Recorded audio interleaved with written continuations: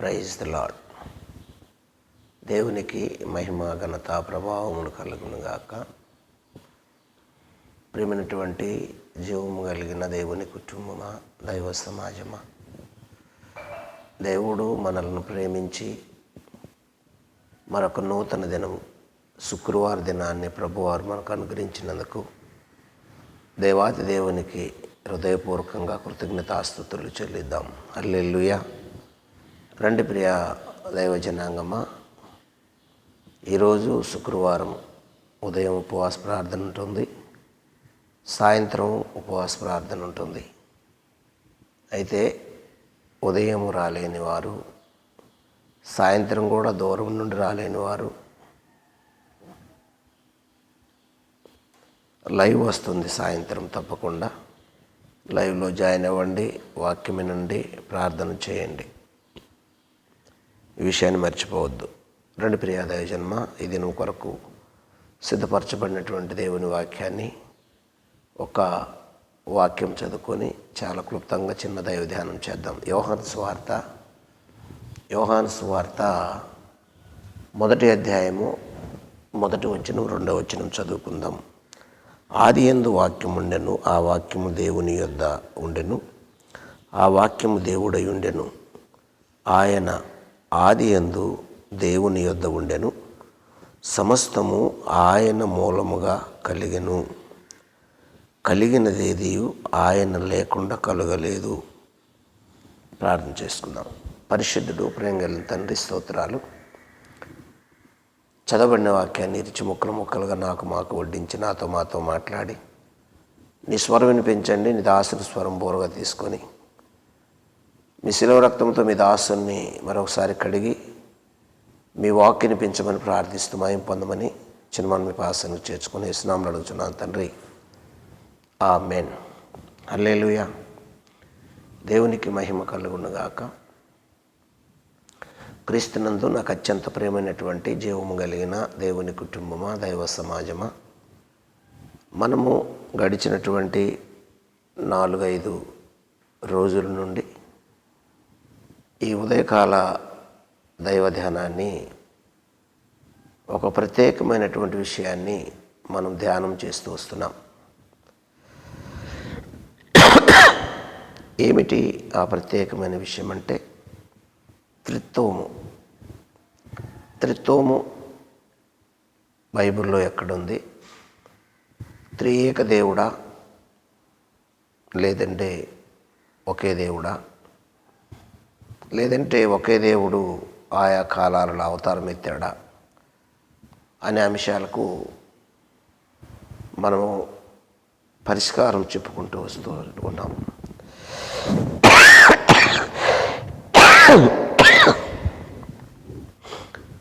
ప్రియ దైవజన్మ, ఈరోజు మనం ధ్యానం చేస్తున్నటువంటి అంశం ఏమిటంటే త్రిత్వం అంటే ఏమిటి, త్రిత్వం అంటే ఏమిటి అనే మాటను మనము ధ్యానం చేస్తున్నాం. ఈ త్రిత్వం అనే మాట చాలామంది బైబిల్లో లేదు కాబట్టి మనం ఎలాగా దీన్ని అర్థం చేసుకోవాలి అని సామాన్యులు ఈ అంశం మీద పట్టించుకోకుండా వదిలేస్తున్నటువంటి విషయము. అయితే బాగా 125 సార్లు పైబడి బైబిల్ చదివినటువంటి అభిషక్త సేవకులు, ఇంచుమించు 43 సంవత్సరాలు దేవుని పరిచర్యలో కొనసాగుతూ దేవునితో నడుస్తూ వారి యొక్క అనుభవాలతో కూడినటువంటి లేఖన ధ్యానము, లేదంటే దేవుని ప్రత్యక్షత కలిగి పౌలు చెప్పినట్లు ఆకాశమందు కలిగిన దర్శనానికి నేను అవిధేయుడిని కాక విధేయుడినయ్యానని పౌలు అంటాడు కదా. అలాగే దర్శనం పొంది దర్శన ప్రకారము సేవ చేసి వారు రాసినటువంటి ఆ పరిశుద్ధ దేవుని గూర్చిన జ్ఞానము అనే బుక్కును చదివినప్పుడు చాలా ప్రశ్నలకు మనకు పరిష్కారం దొరుకుతూ వచ్చాయన్నమాట. కనుక ఏమిటి దీనికి పరిష్కారము, ఈ త్రిత్వం అంటే ఏమిటి అనే విషయాల్లో లేఖనమే మనకు జవాబు చెబుతూ వస్తున్నటువంటి విషయము. ఈ చిక్కుముడులకు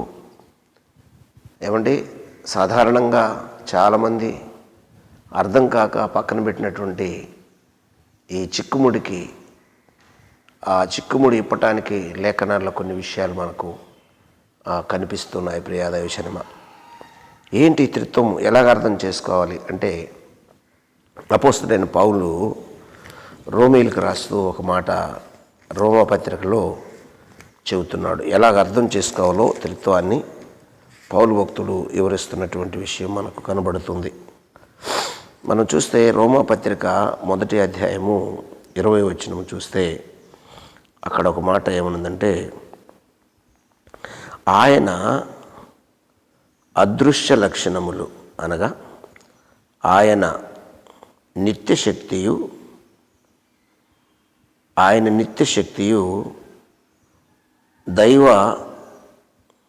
దైవత్వమును జగత్తు పునాది మొదలుకొని సృష్టింపబడిన వస్తువులను ఆలోచించుట వలన తేటపడుచున్నవి గనుక వారు నిరర్తులై ఉన్నారు. చూడండి, ఇక్కడ ఏమని రాయబడిందంటే, దేవుడు ఈ భూమి మీద సృష్టించినటువంటి సమస్త వస్తువులను మనము ఆలోచించినప్పుడు తేటపడుచున్నవి అని. అంటే సృష్టిలో దేవుడు ఏదైతే సృష్టించాడో కొన్ని ఆ సృష్టింపబడినటువంటి ఆ ఫలములను మనము ఆలోచించాలంట.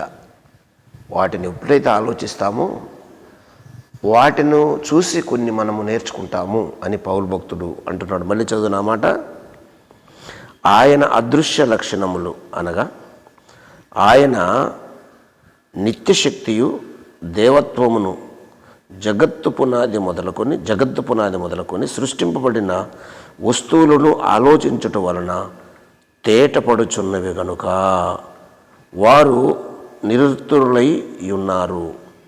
ఏమండి, మనసులో ఏం లేదు కానీ ఈ భూమి మీద సృష్టింపబడినటువంటి వాటిని చూడాలి. వాటిని చూసినప్పుడు మనకు కొన్ని విషయాలు అర్థమవుతున్నవి అని లేఖనంలో పౌలు భక్తుడు మనకు తెలియచేస్తున్నటువంటి మాటలు. దేవునికి స్తోత్రం కలుగునుగాక. అయితే ప్రియ దైవజనమ, ఇక్కడ ఈ చదివినటువంటి మాటను మనము ఒక్కసారి ఆలోచిస్తే, సృష్టింపబడినటువంటి ఆ వస్తువులు, సృష్టికర్త అయినటువంటి మహాదేవుణ్ణి మనము ఈ సృష్టింపబడినటువంటి వస్తువులు ఒకదాన్ని మనము తీసుకోవాలి. ఏంటంటే దైవత్వాన్ని మనము ఒక సృష్టింపబడినటువంటి వస్తువు ఏంటి అది అంటే, చూడండి, ఒక బత్తాయి పండును తీసుకోండి. ఆ బత్తాయి పండుకి ఏముంటుంది అంటే, ఆ బత్తాయి పండుకి ఒక దళసర చర్మము ఉన్నప్పుడు, దళసర చర్మంతో కప్పబడినప్పుడు ఆ బత్తాయి పండు ఒక పండు అవుతుంది. ఆ బత్తాయి పండును ఆ దళసర చర్మం తీసినప్పుడు అందులో 10 తొనలు, లేదంటే 11 తొనలు, లేదంటే 12 తొనలు, ఇలాగా కొన్ని తొనలు ఆ బత్తాయి పండులో ఉంటాయి. అంటే దానిపైన చర్మం ఉన్నప్పుడు ఒకే బత్తాయి. ఆ బత్తాయి పండును ఒలిసి ఒక ప్లేట్లో పెట్టి ఆ బత్తాయి పండును, ఆ తొనలను, ఒక్కొక్క తొన ఒక బత్తాయి పండు అంటే మనకు చూసేవారు ఏమనుకుంటారు, ఏంటి ఇతను ఒక పండులో నుండి ఇవన్నీ తీశాడు, తీసిన తర్వాత వీటిని ఒక్కొక్క తొన ఒక బత్తాయి పండు అంటున్నాడేంటి, లేదంటే ఒక కమలా పండు అంటున్నాడేంటి అని మనలను ఎదుటివారు తక్కువ చేసి చూసే అవకాశం ఉంది కదండి. కనుక ఈ ప్లేట్లో ఒలిసిపెట్టినటువంటి తొనలన్నీ ఒకే బత్తాయి పండు నుంచి వచ్చాయి కాబట్టి దాన్ని అన్నిటిని కలిపి ఒకే బత్తాయి పండు అంటాం. కనుక ఈ సృష్టింపబడినటువంటి వస్తువులను దేని తీసుకోవాలంటే ఈ బత్తాయి పండును మనం తీసుకుంటే మనము దైవత్వాన్ని బత్తాయి పండుతో పోలవటం కాదు, కానీ ఈ యొక్క సృష్టింపబడిన వస్తువుల్లో ఈ బత్తాయి పండు ఆ బలమైనటువంటి ఆ చర్మముతో ఉన్నప్పుడు, దళసరి చర్మంతో ఉన్నప్పుడు ఆ బత్తాయి పండు ఒకటిగా కనిపిస్తుంది. ఆ బత్తాయి పండు ఒలిసి అవి తొనలుగా పెట్టినప్పుడు అవి 11 లేదా 12 లేదా 10 తొనలు కనిపిస్తుంటాయి. తర్వాత ఇంకొక విషయం గమనించండి, ఆ ఒలిసినటువంటి తొనలు ఎలా ఉంటాయంటే ఆ ఒలుసుకుని వెంటనే మనము ఇలాగ నోట్లో పోసుకుంటే దానంతట దాని రసం రాదు. మళ్ళీ ఎలాగ రసం వస్తుంది అంటే దానికి ఒక పొర ఉంటుంది, పల్సటి పొర. ఆ తొనల్లో ఒక పల్సటి పొర ఉంటుంది. ఈ పొరను కాస్త తీస్తే కానీ అందులో ఉన్న రసాన్ని మనము తినలేము. అయితే మరి దేవుడు, త్రియేకుడైన దేవుడు కూడా ముగ్గురు వ్యక్తులుగా వారు ఒకరి పని ఒకరు చేయటానికి, ఎవరి పని వారు చేయటానికి వారు బయలుదేరినప్పుడు వారు బత్తాయి పండుకైతే ఎలాగైతే పలసటితే ఆ పొర ఉంటుందో అటువంటి పొర తండ్రికి, కుమారునికి, పరిశుద్ధాత్మలకు అటువంటి పొర ఉంటుంది. అంటే ఒకేసారి ఆ బత్తాయి పండులాగా ఆ దళసర చర్మం ఉన్నప్పుడు ఒకే బత్తాయి పండు అవుతుంది. ఈ పలసటి పొర ధరించుకొని ముగ్గురు వ్యక్తులుగా వారు వచ్చి భూమి మీద వారు కార్యాలు జరిగించారు అని మనకు లేఖనము సాక్ష్యం ఇచ్చుచున్నది. కనుక ఈ బత్తాయి పండులో 11 తొనల్లో ఎటువంటి ఒకే సారము కలిగినటువంటి రసం ఉంటుందో దైవ సారము కూడా ముగ్గురులో ఒకే సారం ఉంటుంది. దైవత్వములో కూడా దైవసారము, ఒకే దైవసారం ఉంటుంది. ప్రియా దైవజనమ, ఈ విషయాన్ని మనం గమనించాలి. అంటే సృష్టింపబడిన వస్తువులను మీరు ఆలోచించినప్పుడు తెలుస్తుంది అని లేఖనము సాక్ష్యమిస్తుంది కదా. ఈ విషయాన్ని మనం గమనించినప్పుడు ఈ విషయం మనకు తేటపరచబడుతుంది. నా ప్రేమైనటువంటి దైవ జనాంగమ, దేవునికి స్తోత్రం కలుగునుగాక. హల్లెలూయా. కనుక ఈ దైవసారాన్ని, ఈ ముగ్గురులోనూ నిండి ఉన్నటువంటి సారము దైవత్వము ఒకటే సారము. ఈ ఒకటే సారము కలిగినటువంటి ఈ ముగ్గురిని కలుపుతున్నప్పుడు ఏమండి, ఒకే ఎలుపుల చర్మం ఉన్నప్పుడు ఏమండి ఆ ధరించినటువంటి ఆ చర్మము ఆ తర్వాత ఒకటే అవుతుంది. ఆ తర్వాత మరి పలసటి పొర ధరించుకున్నప్పుడు వారు ఏమవుతున్నారంటే ముగ్గురు వ్యక్తులు అవుతున్నారు. ఎవరెవరు ముగ్గురు అంటే తండ్రి, కుమార, పరిశుద్ధాత్మ. వేరు ఆ ముగ్గురు దేవుళ్ళు కారు కాదు, ఆయన ఒకే దేవుడు. ఏమండి ప్రేక్షకులు చాలా మనము ఈ విషయాన్ని గమనించాలి ప్రియా దైవ జనాంగమ. ఒకే దేవుడు, ఈ ఒకే దేవునిలో ఉన్నటువంటి ఈ సారాంశాన్ని మనం గమనిస్తే అప్పుడు దైవత్రిత్వం గురించి మనకు స్పష్టంగా అర్థమవుతుంది. ఈ శివచరిత్రలో ప్రథమ ఘట్టము ఏమిటి అంటే ఈ ప్రథమ ఘట్టము ఆ సృష్టికర్త అయినటువంటి దేవుని కుమారుడు దేవునితో సహవాసం చేయాలని ఆయన అనుకుంటూ, తర్వాత దేవుడు ఒక ప్రేమ కలిగినటువంటి వ్యక్తి. ఎవరైనా ఒక ప్రేమ కలిగినటువంటి వ్యక్తి, ఆయనలో ఉన్నటువంటి ఒక మాధుర్యము ఏమిటి అంటే సృష్టికర్తలో ఉన్నటువంటి ఒక మాధుర్యం ఏంటి తెలుసా? ప్రేమించాలంటే కొంతమంది వ్యక్తులు కావాలి. ఈ వ్యక్తులు కావాలి. మరి మహిమతో నిండినటువంటి దేవుడు బయటకు వస్తే మనుషులు ఎవరు చూడలేరు, బ్రతకలేరు అనుకున్నటువంటి ఈ మహామహిమతో నిండినటువంటి తండ్రి అయిన దేవుడు మనుషులు భరించగలిగినంత, మనుషులకు తగినంత, మనుషులు చూడగలిగినంత ఆ మహిమను మాత్రమే నింపుకొని యేసుక్రీస్తు ప్రభువులా వచ్చినటువంటి తొన ఒక భాగము, ఒక ఉప, ఆయన నోరు తెరవగా వచ్చినటువంటి శబ్దము. ఆది యందు వాక్యం ఉండెను, ఆ వాక్యము దేవునిలో ఉండెను, ఆ వాక్యము దేవుడైన ఉండెను అని ఆ శబ్ద బ్రహ్మే, ఆ నాద బ్రహ్మే శరీరం ధరించుకొని ఒక పల్లసటి పొరను ధరించుకొని భూలోకానికి వచ్చినటువంటి ఈ యొక్క దేవాది దేవుడు. దేవునికి స్తోత్రం కలుగునుగాక. ఆ దేవుడు ఏమండి, ఆ సృష్టికర్త అయినటువంటి దైవ కుమారుడు దేవునితో సావాసము ఏమండి సాన్నిధ్యము కలిగి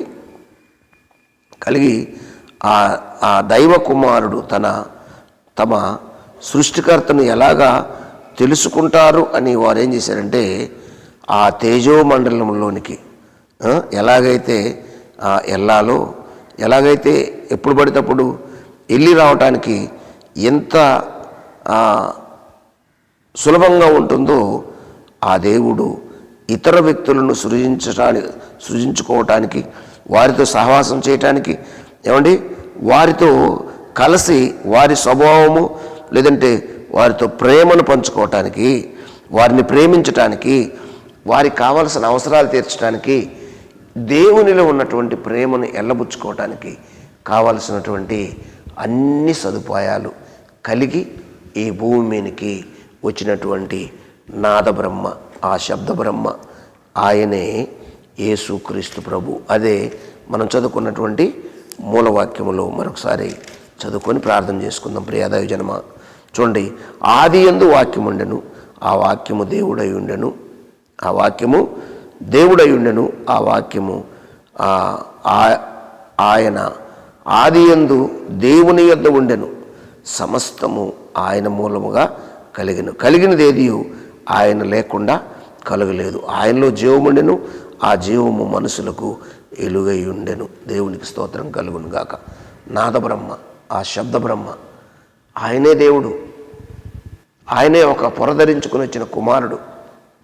ఆ కుమారుడే యేసుక్రీస్తు ప్రభువారు. ఆ పరిశుద్ధాత్మ ముగ్గురు వ్యక్తులుగా వచ్చారనే విషయాన్ని మర్చిపోకూడదు. దైవత్రిత్వము విశ్వ చరిత్రలో ప్రప్రథమ ఘటం ఏమిటంటే, తన్ను తాను మనుషులకు సరిపడా, మనుషులు చూస్తే ఓర్చుకొని, మనుషులు భరించే ఆ మహిమను ధరించుకొని, అంటే మహామహిమలో నుండి మహిమను తగ్గించుకొని ఆ తండ్రిలో నుండి కుమారుడు వచ్చినటువంటి ఒక భాగమే కుమారుడైన యేసు ప్రభువారు, పరిశుద్ధాత్మదేవుడు. ఇంకా రేపు కూడా చూడండి, ఈ విషయాల మీదనే మనం ఇంకా ధ్యానం చేస్తున్నాము. మర్చిపోకండి ప్రియాదైవ జన్మ. మీకేమైనా డౌట్లు ఉంటే మాకు ఫోన్ చేసి కూడా అడగచ్చు. దానికి మేము ఆ లేఖనానుసారంగా కొన్ని విషయాలు మీకు వింటున్నారు ఆల్రెడీ. ఈ విషయాన్ని ఇంకా స్పష్టంగా మీతో మాట్లాడటానికి ఎక్కువ సమయం గడిపి ఎవరిని చేయడానికి అవకాశం ఉంటుంది. దయతో విషయాన్ని గమనించండి. మా ఫోన్ నెంబర్ తెలుసు కదా, 9391209222. ఆ నెంబర్కి ఫోన్ చేయండి, తప్పకుండా మీకు సమాధానం లభిస్తుంది. రండి ప్రార్థన చేసుకుందాం. పరిశుద్ధుడు, ప్రేమ కలిగిన తండ్రి, స్తోత్రాలు. ఎత్తబడిన వాక్యం అందరికీ అర్థమయ్యేలా కృప చూపించి దీవించండి ప్రభా. అయ్యా ప్రభా, త్రిత్వం అంటే ఏమిటో అర్థం చేసుకోండి నాయన.